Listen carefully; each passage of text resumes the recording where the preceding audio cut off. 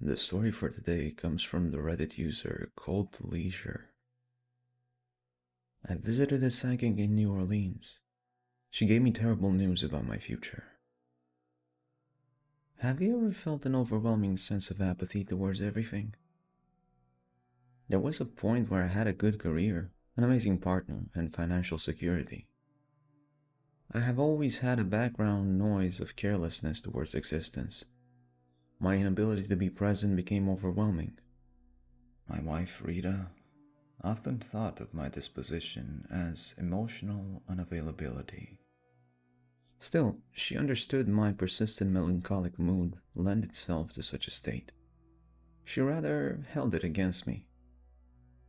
Rita had a remedy to it all.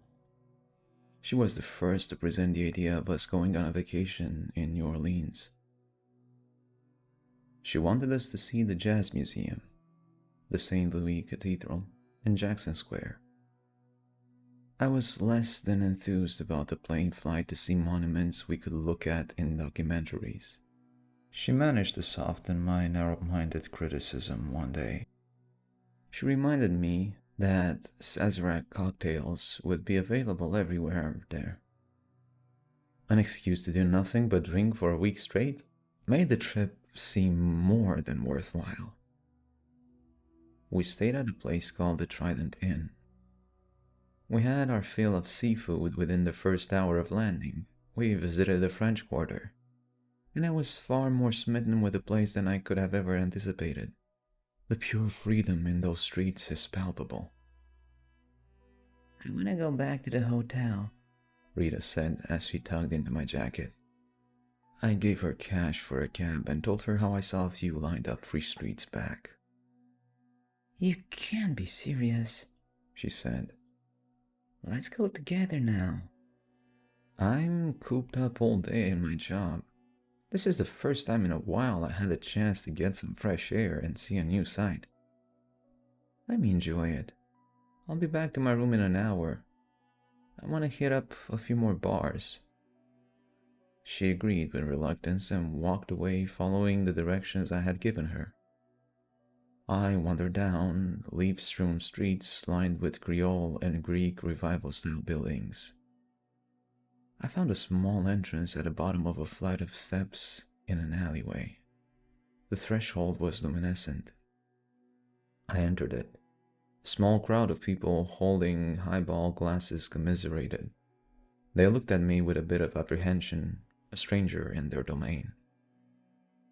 The interior had a scent of pumpkin candle wax. The place looked like a 1920s speakeasy. Advertisements on the counters were of vintage products. Pictures on the wall were of the swing era. The telephone in the corners were all golden laden and had a mechanical dial. I sat down. A bow-tied and mustached bartender greeted me. I ordered an old-fashioned whiskey. I looked around between sips and I saw a booth that stood out amongst the others. A neon sign which said "Psychic" in bold letters faced me. I decided to pay for what I presumed was the theatrical parlor trick. I got comfortable in a chair across from her. I had never done this before, but the liquor made me feel a little loose. "How much for a reading?" She gave me an estimate of $50. I left my bills on the table and she took them. The act of divination she performed next took me by surprise. She pulled out a piece of what I realized was animal bone. She brought out a small oil bowl and lit its surface on fire. The staff and patrons acted nonplussed despite my terror. "What would you like to know about your imminent future?" "Is my real estate business going to boom within the next half year?" I asked. She retrieved a bone with a long pair of pliers. As she took it out, she gazed at it for 30 seconds. "Your business is going to fail because you are to die within the next 2 months," she said. "I don't know how, But this is the time frame given by the spirits.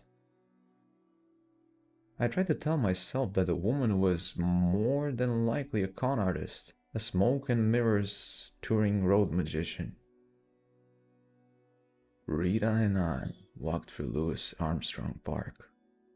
We got to Congo Square when she decided to comment on a change she had noticed in me. "You seem on edge," she said. "We're on vacation. You shouldn't be so uptight. What's bothering you?" I did not want to tell her how my interaction with the clairvoyant last night had unsettled me. I was never the type to believe in the paranormal anyways. I knew Rita wouldn't have been in disbelief that I had even put myself in the magical situation, but I just didn't want to talk about it. "I'm fine," I lied. We were half a block away from our rental vehicles when I saw a man in a suit. He did not look like a vagabond or a homeless person due to his exquisite fashion. Still, his hair was greasy and unwashed, and his beard looked as though it had been growing out for a while. He stood next to a tree and stared at us like we were wildlife traipsing through his backyard. I caught him making eye contact with us. He picked up the pace and moved towards us. I immediately had a sense that something was off about him. A scar rested above his upper lip, the obvious byproduct of a bar brawl sometimes in the past. I grabbed Rita's hand and we picked up a much more hurried movement. "You have an early ending," he said behind us. His tone was caustic. "A specter of death is following you. I can sense it. You need to listen to me. If you ignore it, it will be at your peril." I wanted to turn around and confront him on his random gibberish, or what I was trying to interpret as such. Deep down, I felt he was correct in his assessment. He was roughly the same size as me. So the fight we would have had, it would have been even in that regard. Yet I was not willing to take any risks as far as what he might have been concealing beneath his coat. I did not have anything on me that I could have used to defend myself. We got to our car. I unlocked the doors.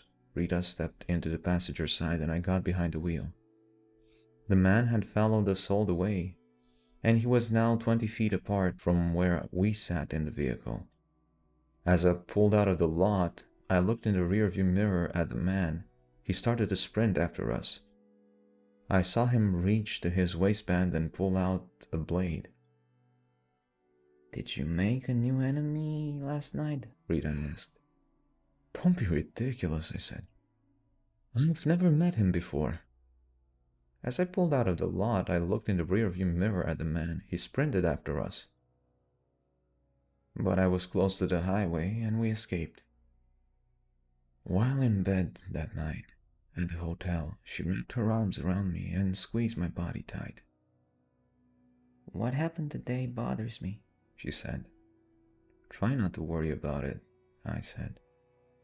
We did the right thing in removing ourselves from the situation. If I had engaged him, he would have stabbed me, or you, or both of us. "He seemed so confident in what he was saying, like he knew something we didn't." "That's what crazy people do," I said as I looked into her eyes. He would have said the sky is purple with equal conviction. Don't let him rent space in your head. He's a random psycho. She never told me I had calmed her down, but her demeanor indicated that my pep talk worked. We both fell asleep in our embrace. We went to Lake Pontchartrain the next day. We stepped out of our car and took in the sights. We knew we had about a mile to walk before we could set up our picnic supplies. I started as Rita grabbed the basket and the blankets from our trunk. I took in the sight of her flowing dark hair and emerald eyes. It occurred to me at the moment how stunning she is. My anhedonia and the fast pace of life made me take her natural elegance for granted. A car sped towards us and hit her. It was a cream-colored Cadillac that came from behind where we stood. Its metal glinted in the sunlight as it revved into high gear and clipped Rita on the side. She managed to escape into our vehicle. She crawled into the fetal position and scrunched up tight enough to fit into the trunk. She released a scream. The Cadillac hit the main road again. I was full of anger, adrenaline, and terror. I did all I could think at the moment, which in retrospect seems pathetic. I took off my shoes and threw them in the fleeing car. I looked at the driver's seat. He was the same man in the suit. The police came out and took a report. They asked me if I had managed to catch the license plate, which I had not. They had told me also that there was no surveillance in this area. It was remote. Of course, there were also no witness testimonies. I gave them my best description of the individual I could. I hoped they would tell me they had a regular troublemaker matching the description. They gave me a blank expression, as they had no idea who I was talking about.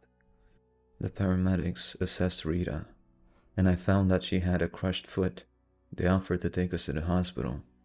They offered an ambulance ride, but I drove her after they gave us a map. All I could think about was finding the man and beating him into oblivion. We returned to the apartment with my wife's foot in a cast. I felt as though I had failed her as a man. My guilt overcame me, especially when I had to push her wheelchair. We were on the plane, and in the air, I looked around at the other passengers to make sure that the man in the suit was not sitting anywhere. When we got back to her house, she looked at me with sadness. "We should never go on vacation again," she said. I let her words hang in the air. I could not bring myself to disagree. I paid attention to the date of my prophesied death. Those numbers hung heavy around my neck. I always wondered how a free criminal must feel when he knows there is a warrant for his arrest. I always ruminated on how that must be an extreme way to live or feel. I held the notion that the outlaw had it easy compared to me.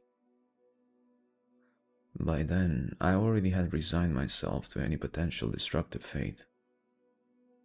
Then the date passed. When I got home from the office, I looked everywhere online for the phone number of that speakeasy. I searched for different psychic services in New Orleans. I sought out pictures matching the semblance of the person I encountered. There was nothing. No one. I lied to my wife. I told her the company needed me to look at another property out of state and that I would be gone for 3 days. She did not question me, which made me feel worse. I went back to New Orleans. Once I landed, the first thing I did was to go to a utility supply store and buy a couple of mace canisters. I wanted to be ready in case the man in the suit stalked me again. The psychic had a line of customers when I went to see her for the second time. I sat down across from her and gave her a little bit of time to try to recognize me. Once she did, I spoke. "I'm still alive." "I knew you should be," she said. "I wanted you to feel the excitement and appreciate your life for once." The end. That was a nice ending, by the way. Again, the end.